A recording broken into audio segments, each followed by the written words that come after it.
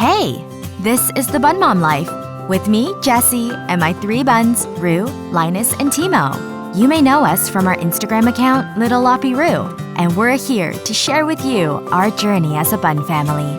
Let's hop to it. Hello! Welcome back, everyone. Thanks for tuning in again. If you're new here, welcome to the Bun Mom Life. As I'm sitting here preparing for this episode, Rue and Timo are flopped next to each other, side by side with the fence in between.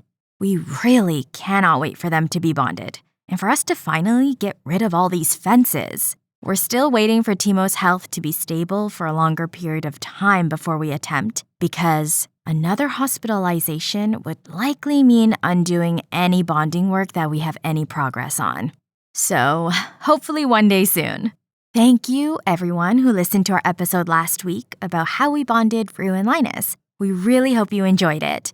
And today, we're talking about Timo, also known in this house as Tippy Toe Timo, Wild Child, Mr. Cheeky, Baby Shark, and Tima.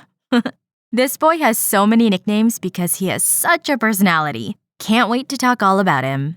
Before we jump in, I'd like to mention once again that I'm not a licensed professional vet or an expert on all things bunnies. I'm just your friend Jessie, here to share with you our treasured memories and stories of our life with our pet bunnies. We always recommend speaking with your exotic vet and doing thorough research for any advice or guidance you're seeking on bunny care. Okay, Timo. We love this boy, and what a journey it has been with him so far. There's no way to really talk about how Timo came home without talking about Linus crossing the Rainbow Bridge and some of the grief that followed. I'll only touch on a part of this story as the full story will be shared in another episode, and I already know that'll be a very hard one to share. But I also know it's important and it'll help a lot with the healing process. So, in a way, I am looking forward to opening up and sharing about that. After Linus passed, we were absolutely shattered and heartbroken. And at the same time, we were very, very worried about Rue. We had read that for certain pairs, the bunny left behind fell into depression without their partner, and as a result became very sick themselves. We felt like we needed to act fast to prevent Rue from getting too lonely now that Linus wasn't around. So it was a very challenging time because we were dealing with so much grief and also dealing with so much worry and fear for Rue. So literally the next day, I hopped onto Pet Finder to start searching for another friend for Rue. And that was extremely difficult. We were so not ready. Not ready at all. The more I searched, the more it tore me apart. Sometimes I couldn't believe I had to do this. Sometimes I would completely fall apart and I kept thinking, I don't want another bunny. I just want Linus back. I felt like I was drowning in grief. I could barely keep my head up. But we felt like there wasn't a choice. We were so concerned for Rue, and that actually gave us the strength, the little strength that we had to keep going. Later on, we actually realized that we had time. There wasn't need to panic about Rue.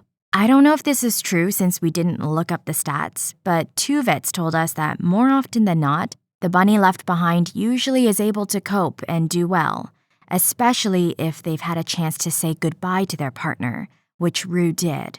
So she knew that he had passed on and not that he had abandoned her. So we actually could have taken more time to grieve first, to let ourselves process before jumping right into looking for another friend for Rue. But at that time, we didn't know, and we were just so worried about her. So something that we've never shared before is that we actually had another bunny that wasn't Timo that we had applied to adopt. He was a bunny that was part of a whole litter that the owner was looking to surrender. We didn't have any contact with the owner. We went directly through a rescue in Toronto for that. I won't mention which rescue it is here just because we didn't end up adopting from them, but we had sent in our adoption request and went through a rigorous application process. It was pretty intensive, it was very thorough. It included them asking for us to send all our vet records that we have to them, and they had asked for photos of our entire space, and went as far as telling us where to set up our home decor. This part definitely threw me off a little bit. The decor that we had was not harmful to the bunnies at all. and we've had it set up for the entirety of Rue and Linus's lives here, and they've never been an issue. But I do understand what they're trying to do, and they of course want to ensure that all their bunnies are going to a safe environment. Although I do admit the decor part felt a little much.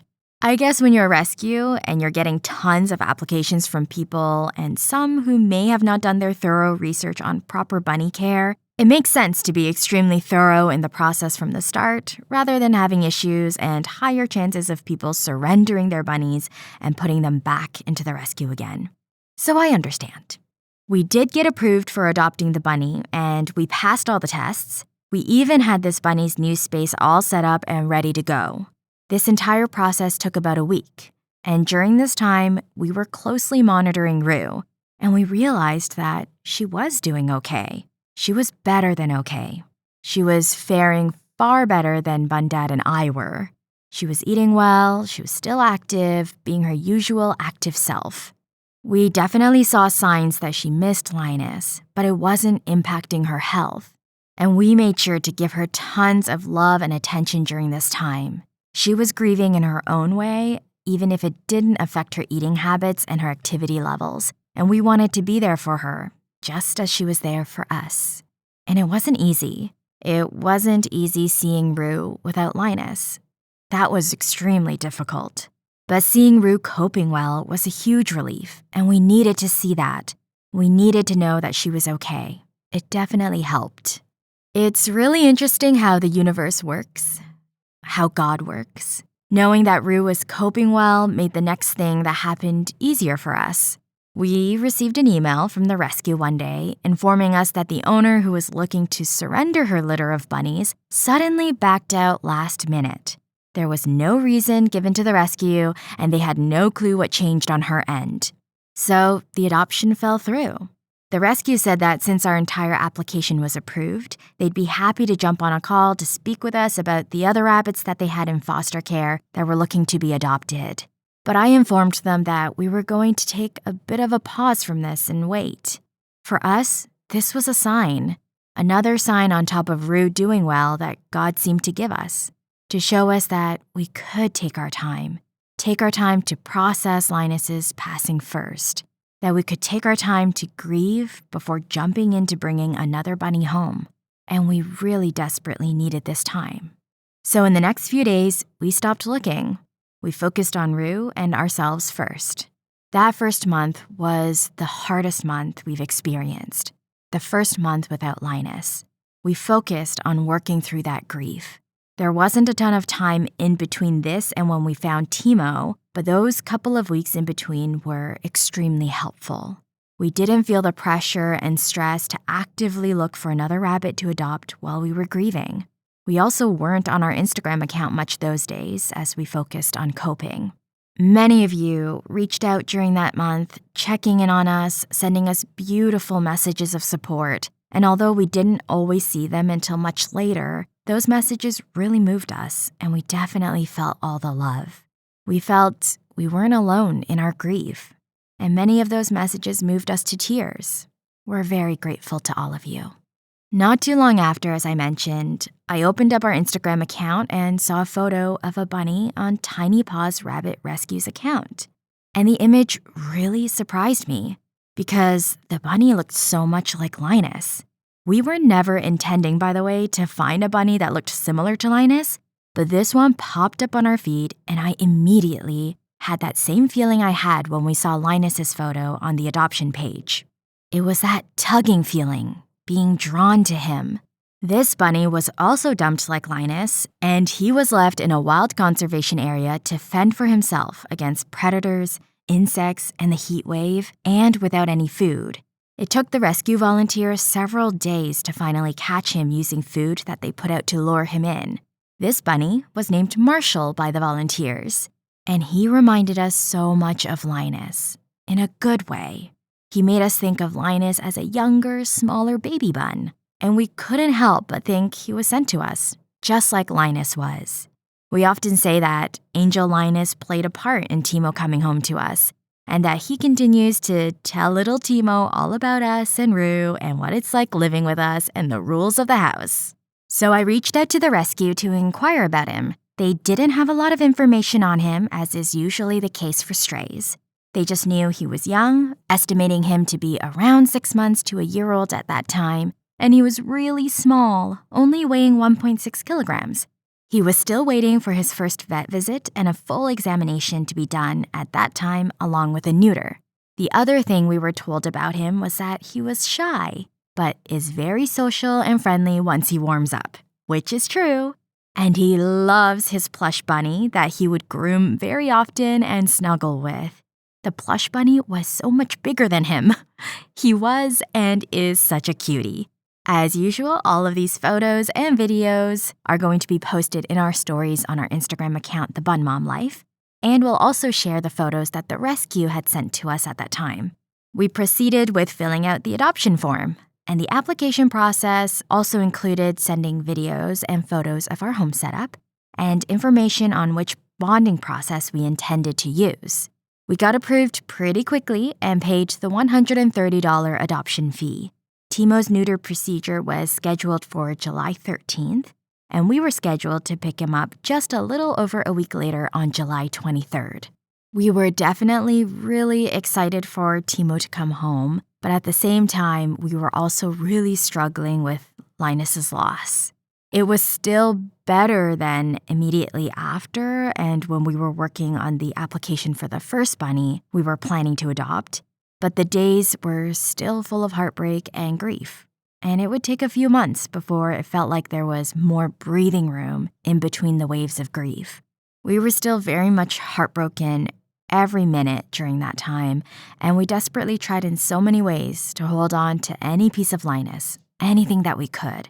So while this entire adoption process was happening, we were also getting Linus's memorial area put together.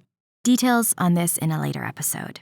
I don't actually remember if we had to rearrange our space again or if we had kept it from our last adoption attempt. Some of those days all seemed to be kind of a blur, but regardless, we had a very similar setup ready to go for Timo. Around this time was when we started to see more cases of RHDV2 in our province of Ontario. And in case some of you may not know what that is, RHDV2 is rabbit hemorrhagic disease virus type 2, which is a highly contagious and lethal disease that infects both wild and domestic rabbits. And the fatality rate is almost 100%. So it's very scary. And the week before we adopted Timo, there were sadly 3 bunnies that were lost to RHDV2. It was suspected that they may have caught it while playing in the backyard.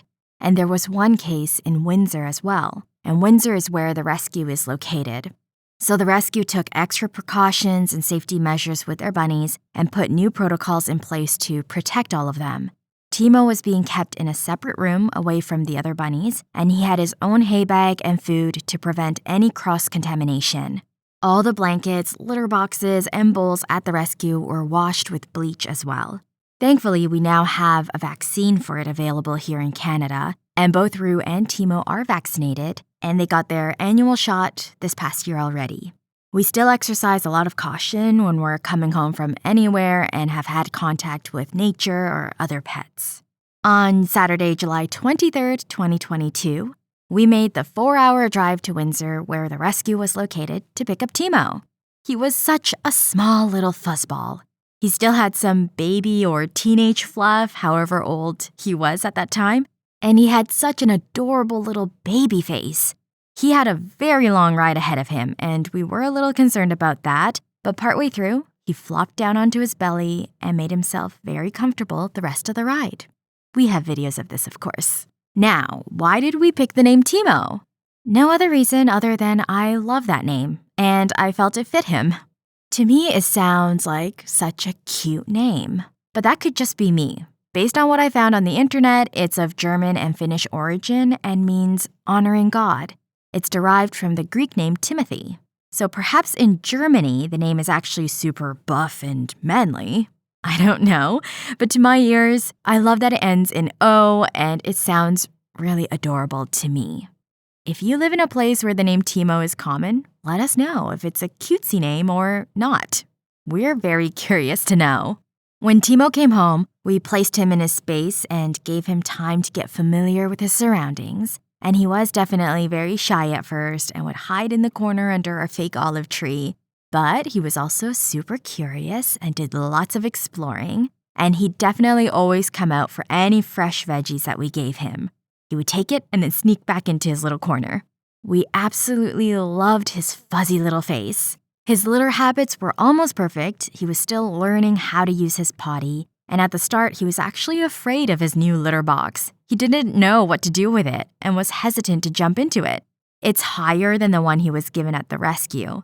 So we actually switched to our travel litter box, which had lower edges, but we used that for, I think, just a couple of days, and then we switched back to the large cat litter box because we did really want him to learn how to use that. And we even put together a makeshift set of steps or stairs using Tupperware container and a small blanket so that he could use it to hop on up into the litter box. I actually didn't remember this until I looked back on the videos and photos, and I'll be sure to share that with you.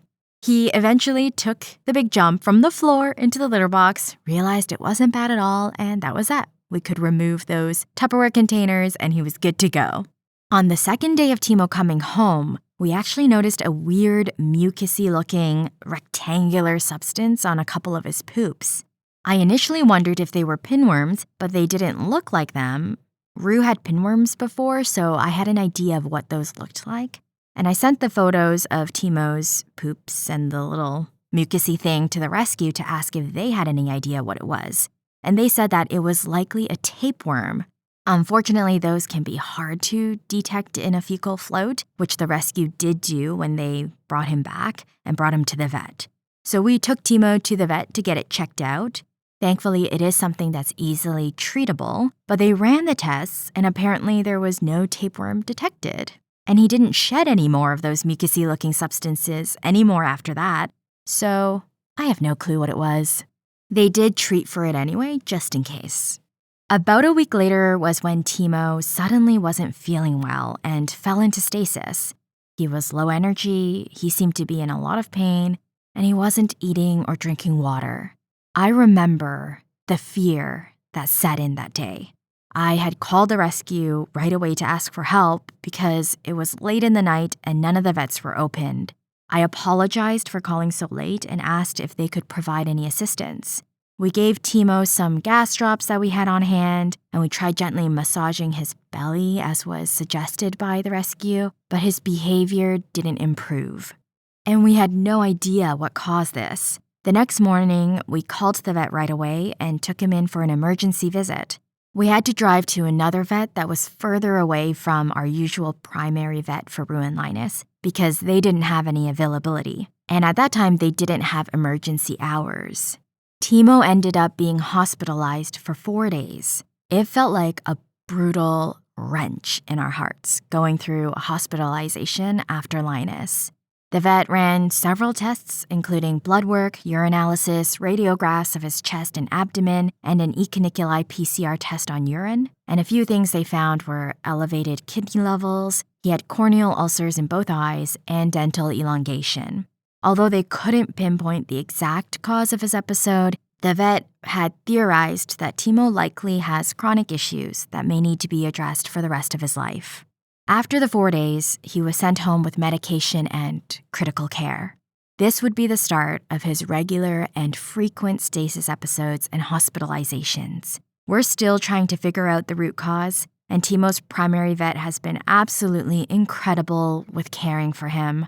His vet had gone to a conference in the States not long ago and mentioned that he'd actually thought about Timo when he went and was hoping that any research findings presented at the conference would be able to give more insight into Timo's condition. Unfortunately, there wasn't, but Bundad and I are so very appreciative that he was thinking about Timo.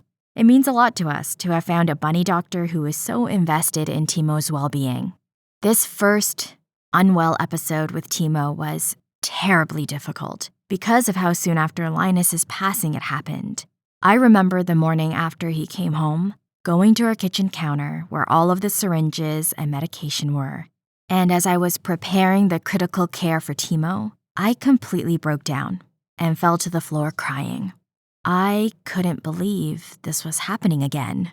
My head was flooded with those heartbreaking memories of the last days with Linus, where every day, all night, every few hours administering meds, force feeding, and doing everything we could, but he wasn't getting better. I was terrified and devastated that we were going through it all over again with Timo. I knelt on the floor crying that morning. I couldn't take too long, though, knowing that I had to give Timo his much-needed medication and food. So I got back up, wiped away those tears, and just focused on the task, telling myself over and over that Timo's situation might be different. He will get better. Thankfully, he did get better after a couple of days, and he was back to his usual self as though nothing had ever happened. We booked a follow-up appointment for him that was 4 days later for a recheck, and then another one 7 days later.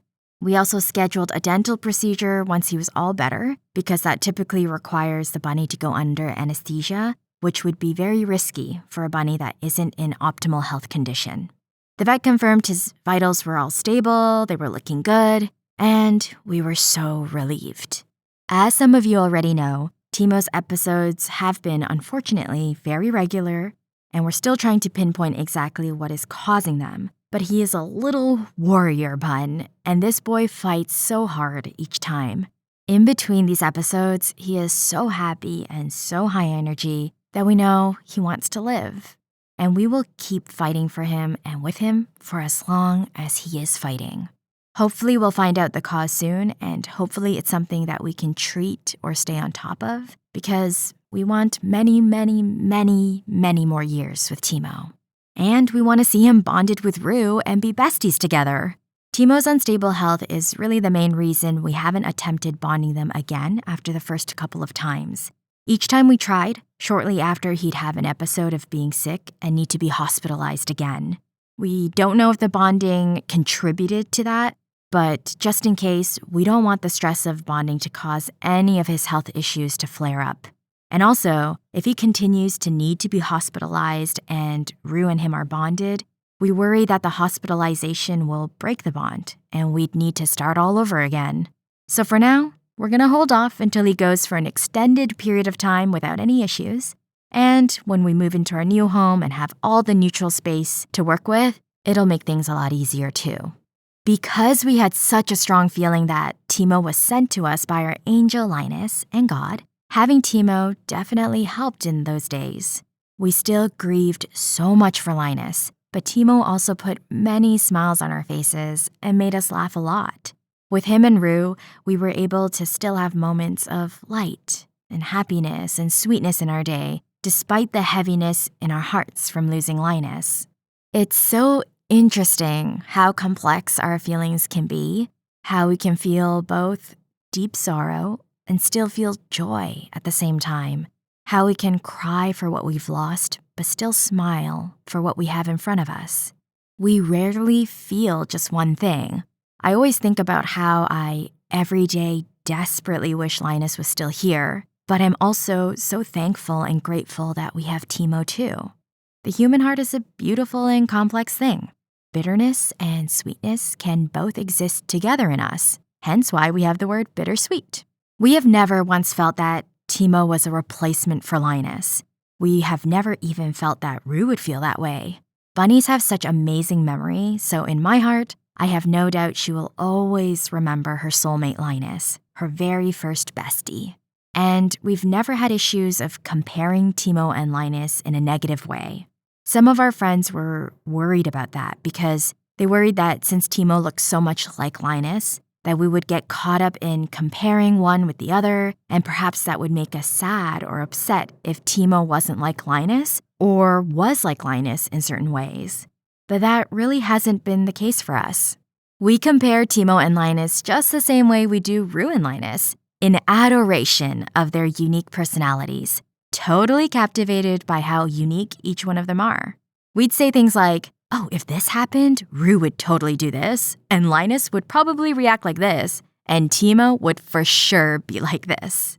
Or we'd have such amusement when Timo is doing one of his wild child daredevil stunts, and then we imagine Big Brother Linus telling him, oh, Timo, that might not be a very good idea, it's dangerous. and Timo brushing off Linus like, "Don't worry, big brother, I have this all under control, okay?"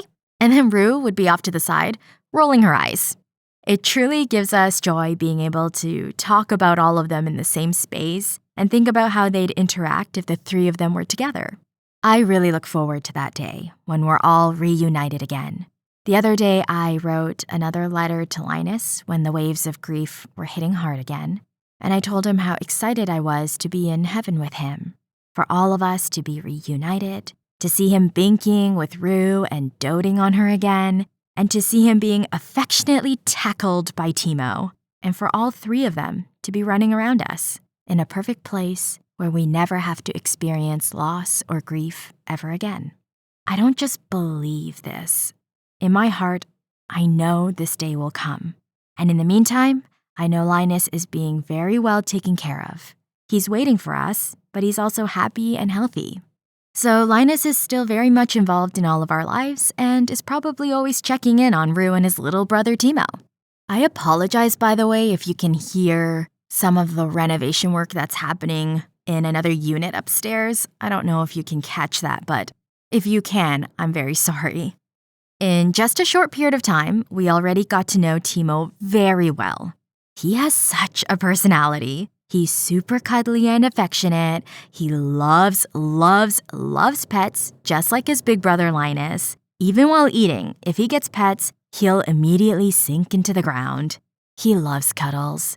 One of his favorite parts of his daily evening routine is snuggling right up into the crook of Bundad's leg with his face smushed against Bundad's foot and getting pets from him.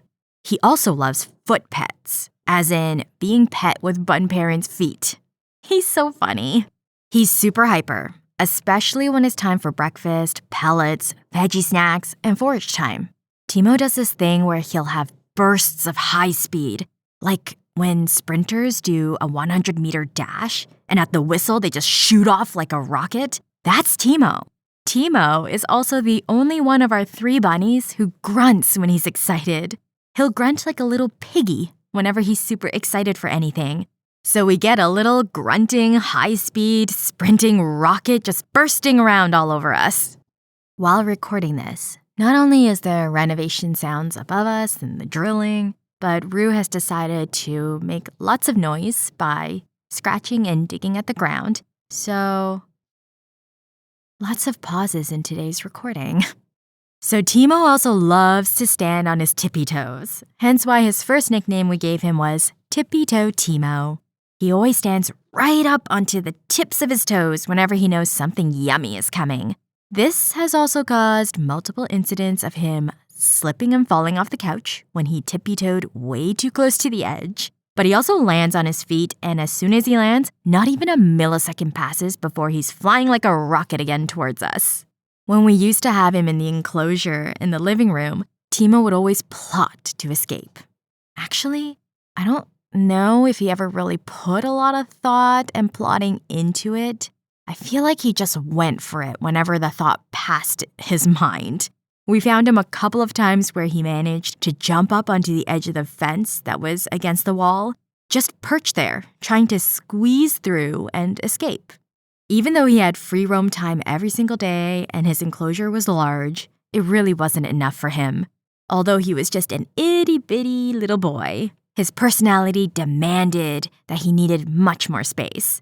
That's when our nickname, Wild Child, for him was developed. He has no fear. He'll attempt crazy things and he won't even think twice about it, and he probably doesn't even regret it, even when it doesn't go well. Another thing we love about Timo is that whenever anything yummy's coming, his mouth will already be open wide, ready for it, even if you aren't holding any food close to his mouth yet. For example, for Rue and Linus, they'd stand up, run around, excited, but they would only grab at the food once our hands or the food was right in front of their mouths. For Timo, even from a mile away, his mouth is already open. And when you're close enough, even if the food isn't near his mouth yet, he'll charge and even leap into the air with his mouth wide open. It makes us laugh every time. We've also had a couple of times where his little teeth have nipped at our hands because he was just charging at the food. It doesn't hurt though, because he never actually bites. And this is how the next nickname, Baby Shark came to be. And Mr. Cheeky? Well, I think that's pretty obvious. And Timo is just us playing and twisting his name around. We just got so used to coming home. We'd say hi to the bunnies, and when we say hi to Timo, it just turned into Timo. It's a little thing that Bun Dad and I do.